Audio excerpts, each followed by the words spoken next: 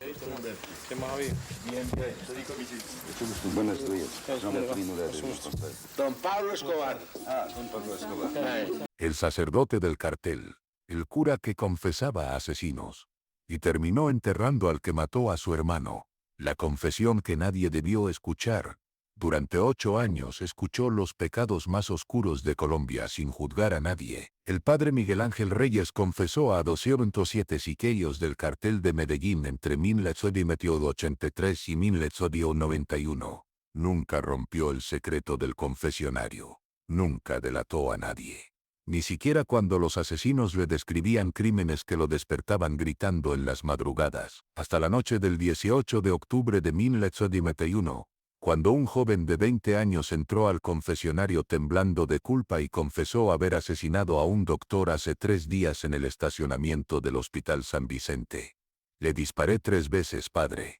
Órdenes del cartel. El doctor había salvado a un enemigo. El padre Miguel escuchaba en silencio mordiéndose la lengua hasta que el sicario pronunció el nombre que destrozaría su mundo. Doctor Tomás Reyes. No puedo dormir pensando en su hija huérfana de 5 años. Miguel sintió que el alma se le salía del cuerpo. Tomás Reyes era su hermano menor. El hombre que más amaba en el mundo.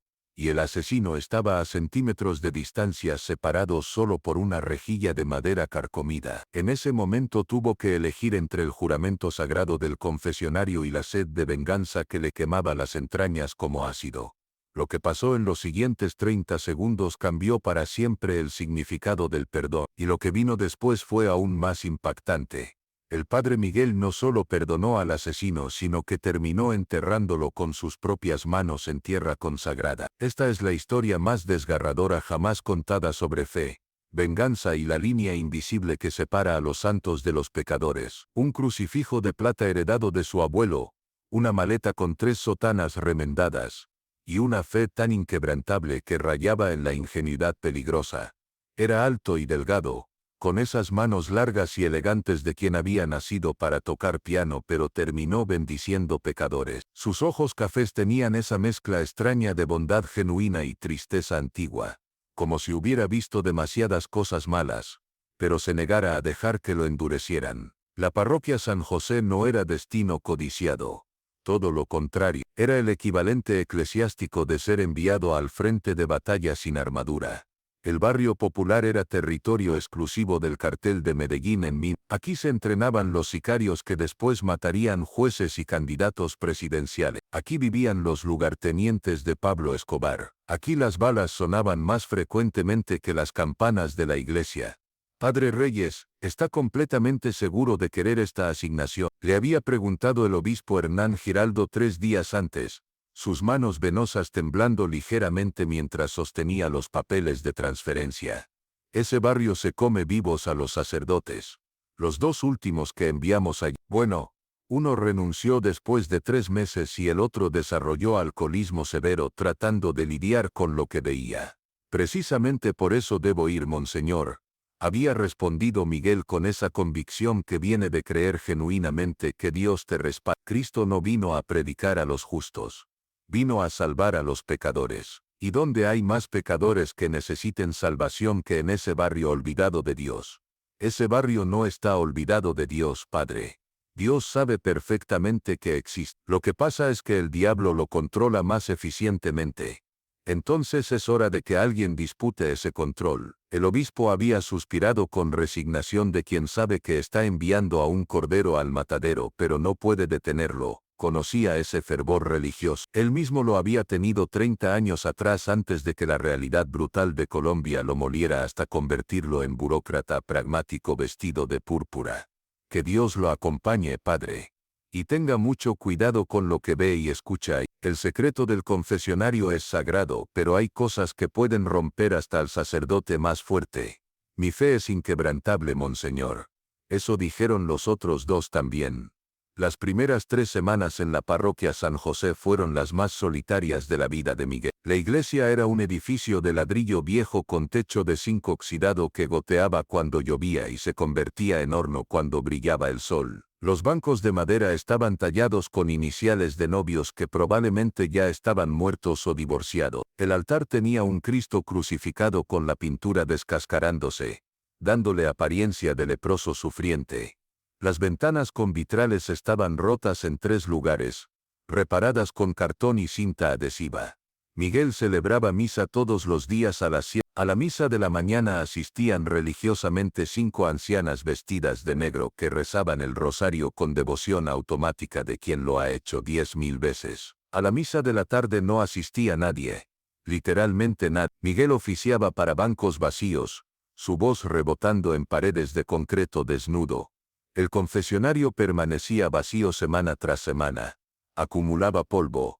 Telarañas se formaban en las esquinas. Miguel se sentaba ahí 2 horas cada tarde esperando pecadores que nunca llegaban, leyendo su Biblia desgastada bajo luz temblorosa de ver. Aquí nadie confiesa, padre, le explicó doña Marta, la mayor de las 5 feligresas, una mujer de 72 años con espalda encorvada y manos deformadas por artritis. Los muchachos del barrio no creen en Dios, creen en don Pablo y en los dólares. ¿Para qué van a confesar pecados si ni siquiera creen que existan los pecados? Todos creen en algo, doña Marta, aunque no lo admitan. Los muchachos de aquí creen en la plata y en las armas, y en que cuando mueran, que va a ser pronto, no hay nada después. Solo tierra. Entonces mi trabajo es demostrarles que están equivocados. Doña Marta lo miró con esos ojos acuosos que habían visto demasiadas décadas de violencia. Usted es muy joven todavía, padre. Muy idealista. Ojalá este barrio no le quite eso. Pero todo cambió la noche del 23 de marzo de 1000. Era viernes. Llovía con esa intensidad apocalíptica característica de Medellín. Como si el cielo entero se estuviera vaciando sobre la ciudad. Miguel había cerrado la iglesia a las 9 p.m. y estaba en la pequeña habitación anexa que servía como su vivienda, cocinándose una arepa y leyendo las confesiones de San Agustín, cuando escuchó golpes frenéticos en la puerta principal de la iglesia. Bang, bang, bang. No eran golpes normales. Eran golpes de alguien desesperado. De alguien que necesitaba refugio o perdón o ambos. Miguel dejó su libro y caminó rápidamente hacia la puerta principal, sus sandalias chapoteando en los charcos que se formaban donde el techo goteaba. Cuando abrió la puerta encontró a un muchacho de no más de 17 años, empapado hasta los huesos, temblando violentamente pero no por el frío. Estaba cubierto de sangre. Sangre en su camisa blanca convertida en rojo oscuro. Sangre en sus jeans. Sangre en sus manos. Sangre salpicada en su rostro joven que debería estar preocupado por exámenes escolares y primeros amores. No por lo que sea que acababa de hacer. Padre, la voz del muchacho era un susurro quebrado. Padre, necesito confesar. Ahora. Por favor. Miguel no dudó. Abrió la puerta completamente y dejó entrar al muchacho, guiándolo hacia el confesionario mientras el agua de lluvia y la sangre goteaban dejando rastro en el piso de baldosas agrietadas. Siéntate, hijo. Dios está escuchando. Encendió 3 velas alrededor del confesionario. La luz temblorosa proyectaba sombras danzantes, que hacían parecer que las paredes se movían, vivas con secretos oscuros. Miguel se sentó en su lado del confesionario. El muchacho se sentó del otro lado. Entre ellos solo había una rejilla de madera carcomida por termitas y décadas de confesiones. A través de ella Miguel podía ver la silueta del muchacho, su perfil, las gotas de agua y sangre cayendo de su cabello. ¿Cómo te llamas, hijo? John Gairo, padre. John Gairo Velázquez, no el famoso sicario con ese nombre. Solo coincidencia cruel del destino que ese nombre fuera tan común en Medellín de los 80s. ¿Qué edad tienes, John Gairo? 17. Cumplo 18 en 2 meses. 17.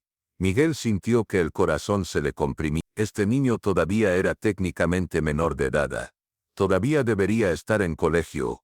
Todavía debería tener futuro. ¿Qué pasó esta noche? Silencio largo.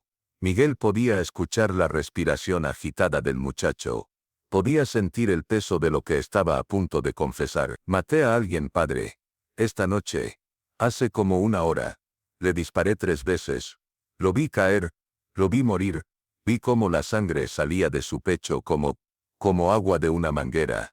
Vi cómo me miraba con ojos que no entendían por qué. Y yo tampoco entendía por qué, padre. Solo estaba siguiendo órdenes. Miguel cerró los ojos. Había sabido que este momento llegaría eventualmente. Había sabido que si te pones de confesor en el epicentro del cartel más violento del mundo, vas a escuchar cosas que te van a perseguir en pesadilla, pero saber algo intelectualmente es diferente a vivirlo. ¿Órdenes de quién? De don Pablo. Bueno, no directamente de él. De uno de sus lugartenientes. Me dijeron que el man era sapo, que había hablado con los tombos, que tenía que morir. Me dieron una moto, una pistola, 2 millones de pesos, y una dirección. ¿Y fuiste? Sí, padre. Fui. Porque si no iba me mataban a mí. O peor, mataban a mi mamá. Así funciona esto. Una vez que entras, no podés salir. ¿Cómo entraste? John Gairo se rió amargamente. ¿Cómo entra cualquier pelado del barrio? Necesitaba plata. Mi mamá está enferma. Necesita medicinas que cuestan 80 lucas por frasco. Nosotros vivimos con 50 al mes. No alcanza. Y un día un man del barrio me dijo, te pago 500 lucas por llevar un paquete de un lugar a otro. Y yo dije que sí. Porque mi mamá necesitaba las medicinas. Y después del primer paquete vino el segundo. Y después del segundo vino el tercero. Y en algún momento dejó de ser paquetes y empezó a ser otra cosa. Miguel conocía la historia, la había escuchado en variaciones infinitas. La pobreza era puerta de entrada. La desesperación era el empujón final. Y el cartel esperaba del otro lado con brazos abiertos y billetes en las manos. ¿Por qué viniste a confesar, John Gairo? Porque la voz del muchacho se quebró completamente. Porque no puedo dormir, padre. Cada vez que cierro los ojos veo su cara. Lo veo cayendo. Lo veo muriendo. Y sé que voy a verlo el resto de mi vida. Y tengo miedo, padre. Mucho miedo. ¿Miedo de qué? Miedo de volverme como los otros, los que matan y no sienten nada. Los que hablan de ejecutar gente como si hablaran de cambiar un bombillo. Yo todavía siento algo. Todavía me duele. Pero sé que si sigo haciendo esto, algún día voy a dejar de sentir. Y esa idea me aterra más que cualquier cosa. Miguel sintió algo parecido a esperanza. Mientras hubiera dolor, había humanidad. Mientras hubiera humanidad, había posibilidad de salvación. John Gairo, ¿te arrepientes de haber matado a ese hombre? Sí, padre. Me arrepiento, pero también sé que si me dan otra orden mañana, voy a tener que obedecer. Porque si no, me matan. Eso no es verdadero arrepentimiento entonces. Entonces no tengo salvación. Miguel respiró profundo. Esta era la pregunta imposible, la pregunta que lo perseguiría durante los siguientes 8 años en esa parroquia. Dios perdona cualquier pecado si el arrepentimiento es genuino. Pero el arrepentimiento genuino requiere voluntad de cambiar. Y vos me estás diciendo que vas a seguir matando. Porque no tengo opción. Siempre hay opción, hijo. Podés irte. Podés tomar a tu mamá. Y desaparecer. Cambiar de ciudad. Empezar de nuevo. ¿Con qué plata, padre? ¿Con qué contactos? ¿Dónde? ¿Cómo? No es tan fácil. Y ahí estaba la verdad brutal. No era fácil. Para Miguel, criado en familia clase media en Bogotá, educado en seminarios con comida garantizada y techo seguro, era fácil hablar de opciones y libre albedrío. Pero para John Gairo, nacido en pobreza extrema, con madre enferma, sin educación más allá de quinto de primaria, con 0 conexiones fuera del mundo criminal, las opciones eran ilusión. Entonces hagamos esto, dijo Miguel finalmente, tomando decisión que definiría su ministerio en ese barrio. No puedo darte absolución completa, porque sé que vas a seguir pecando, pero puedo darte esto. Cada vez que mates, vení a confesar. Mantén viva esa chispa de humanidad que te trajo aquí esta noche. No dejes que se apague. Mientras sigas sintiendo culpa, hay esperanza. ¿Podés hacer eso? Sí, padre. Puedo hacer eso. Y reza. Reza cada noche por la persona que mataste. Reza por su familia. Reza por tu propia alma. ¿Entendés? Entiendo. Te absuelvo de tus pecados en nombre del Padre, del Hijo y del Espíritu Santo. No porque merezcas absolución, sino porque Dios es misericordioso incluso cuando nosotros no podemos serlo. John Gairo salió del confesionario. Se arrodilló frente al altar durante 20 minutos largos, llorando en silencio. Dejó un fajo de billetes, grueso en el cepillo de limosnas. probablemente parte de los 2 millones que le habían pagado por el asesinato. Dinero manchado de sangre, convertido en ofrenda patética, y luego desapareció en la lluvia torrencial de esa noche de marzo. Miguel se quedó solo en la iglesia vacía con 3 velas proyectando sombras grotescas, y la sensación de que acababa de cruzar una línea invisible. Había absuelto a un asesino sabiendo que seguiría asesinando. ¿Era eso correcto teológicamente? Moralmente, no sabía, pero sí sabía algo. Si cerraba la puerta del confesionario a personas como John Guido, estaría cerrando la única ventana de luz que tenían a la salvación. Esa noche Miguel rezó durante 3 horas seguidas de rodillas sobre el piso frío de piedra, hasta que las rodillas le sangraron. Rezó por guía, por fuerza, por no convertirse en cómplice de los crímenes que estaba absolviendo. No recibió respuesta clara de Dios. Nunca la recibiría, pero al día siguiente, cuando regresó al confesionario, había alguien esperándolo, y luego otro, y otro más. La voz se había corrido en el barrio. Hay un cura en San José que no juzga, que escucha, que perdona. Y empezaron a llegar los sicarios con conciencia destrozada, los matones que todavía recordaban haber sido niños buenos, los asesinos que necesitaban desesperadamente creer que no estaban completamente perdidos. 1 por 1, 2 por 2, grupos enteros. Durante los siguientes 8 años, Miguel escucharía confesiones que desafiarían su fe de maneras que nunca imaginó posible. La iglesia donde los monstruos lloraban. Para 1986, 3 años después de aquella primera confesión de John Guido, la parroquia San José se había convertido en algo único en toda Colombia. El confesionario oficial no oficial del cartel de Medellín. Miguel escuchaba confesiones desde las 8 p.m. hasta las 4 a.m. casi todas las noches. Su rutina era brutal. Misa de mañana a las 7 a.m. para las 5 ancianas. Siesta corta de mediodía. Misa de tarde a las 6 p.m. para nadie. Cena frugal de arepa y chocolate. Y luego el confesionario desde las 8 p.m. hasta que el último pecador terminara de vaciar su alma podrida. Las confesiones eran indescriptibles, no porque fueran violentas, que lo eran, sino porque eran humanas de manera que rompía cualquier narrativa simplista sobre el bien y el mal. Padre, que me viva una familia completa en su casa porque don Pablo ordenó enviar mensaje al cartel de Cali. Eché gasolina en todas las habitaciones. Prendí el fósforo. Escuché los gritos. 8 personas murieron. Padre, incluyendo 3 niños, y lo peor es que una parte de mí, una parte horrible y oscura, sintió poder. Sintió que era Dios decidiendo quién vive y quién muere. ¿Cómo puedo vivir sabiendo que esa parte existe en mí? Padre, secuestré a un empresario.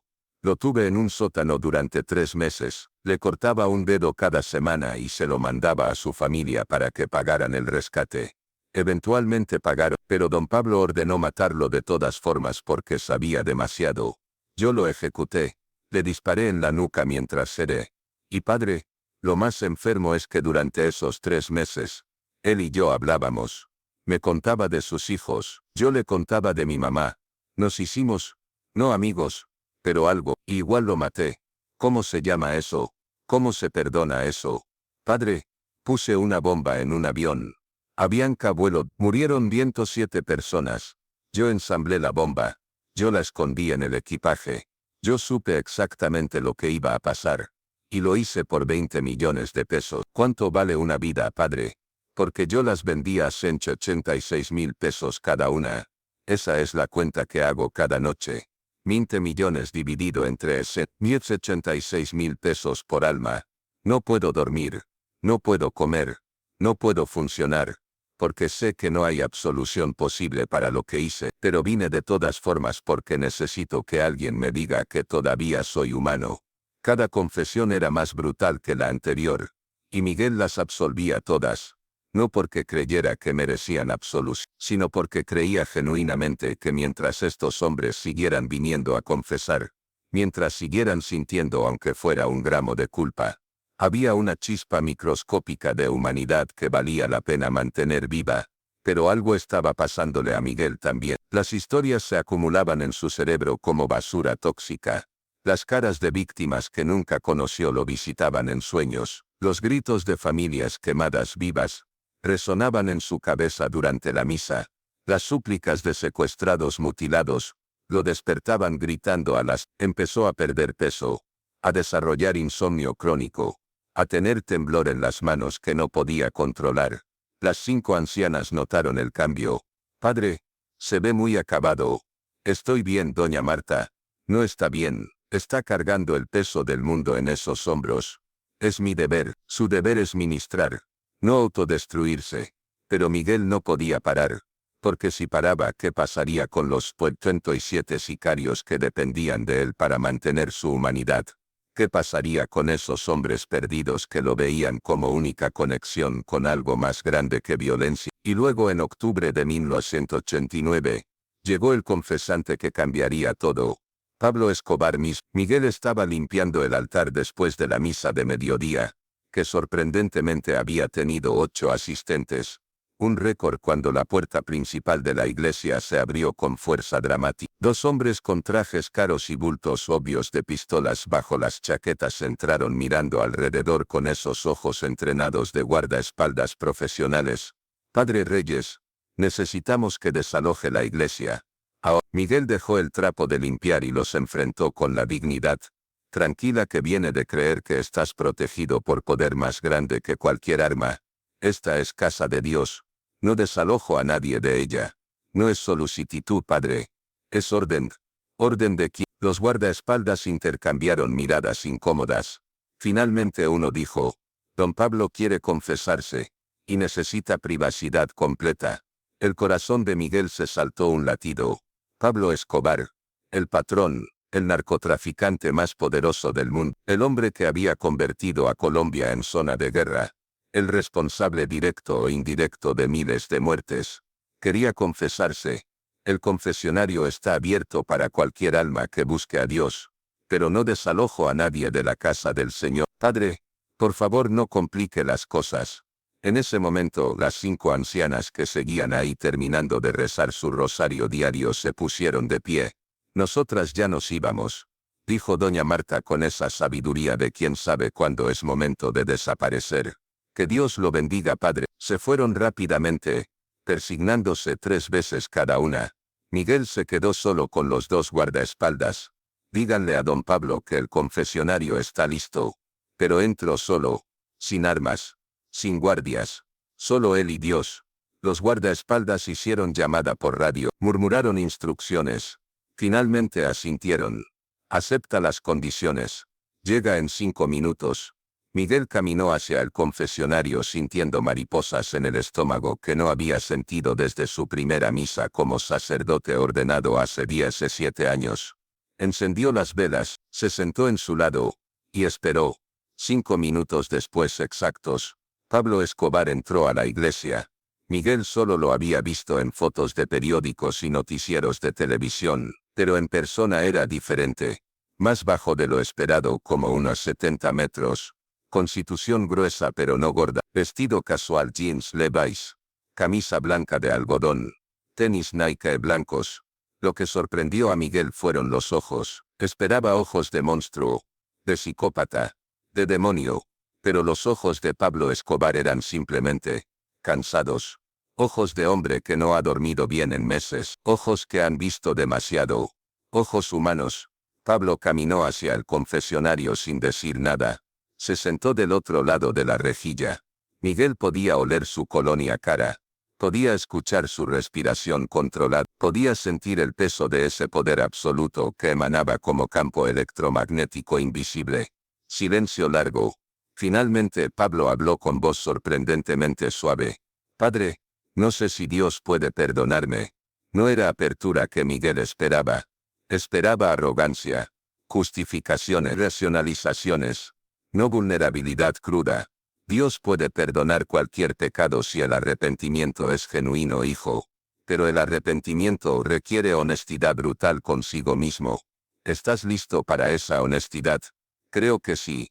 Por eso vine. ¿Por qué viniste, Pab? Tenés 1000 curas que trabajan para vos. Curas comprados. Curas que te dirían exactamente lo que querés escuchar. Precisamente por eso vine aquí. Porque vos no trabajás para mí. Porque me vas a decir la verdad. Miguel sintió respeto involuntario.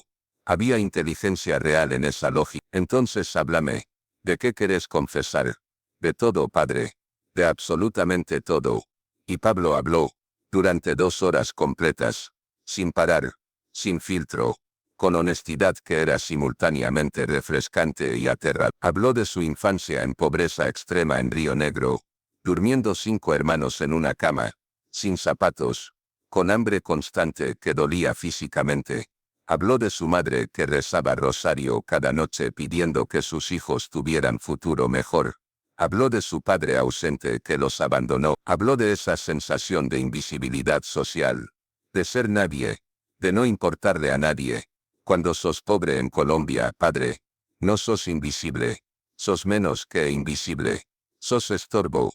Todos te miran como si fueras mierda que pisaron accidentalmente. Habló de su primer crimen. Robar lápidas de cementerio.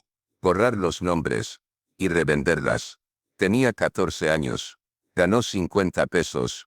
Se sintió poderoso por primera vez en su vida. Ese poder, padre, esa sensación de que ahora tenía control, era más adictiva que cualquier droga que vendería después. Habló de su ascenso en el mundo criminal, de pequeños robos a contrabando, de contrabando a narcotráfico, de narcotráfico a imperio. Cada paso parecía lógico en el momento. Cada crimen se justificaba como necesario para proteger el imperio anterior. Y de repente tenía tanto poder que podía matar ministros, jueces, candidatos presidenciales. Cualquiera que se interpusiera. Y lo hice, padre. Lo hice sin pensarlo 2 veces. ¿Cuántas personas has matado u ordenado matar? Silencio pesado. No sé el número exacto. Miles. Tal vez 3000, tal vez más. Dejé de contar hace mucho. Miguel sintió náuseas. 3000, 3000, 3000. ¿Y sentís algo por ellos? No, casi nunca. La mayoría eran solo nombres en reportes. Solo obstáculos que había que remover. ¿Pero qué? Hay algunos que me persiguen, que veo en sueños. Especialmente los niños. Nunca ordené matar niños específicamente, pero a veces pasaba. Daño colateral. Y esos me queman. Pablo habló de su familia, de su esposa Tata que lo amaba incondicionalmente aunque sabía exactamente quién era. De sus hijos, Juan Pablo y Manuela que lo veían como héroe cuando en realidad era monstruo. Lo peor, padre. No es lo que he hecho, es que mis hijos van a crecer sabiendo quién era su papá. Van a leer los libros de historia, van a ver los documentales, van a aprender que su papá era uno.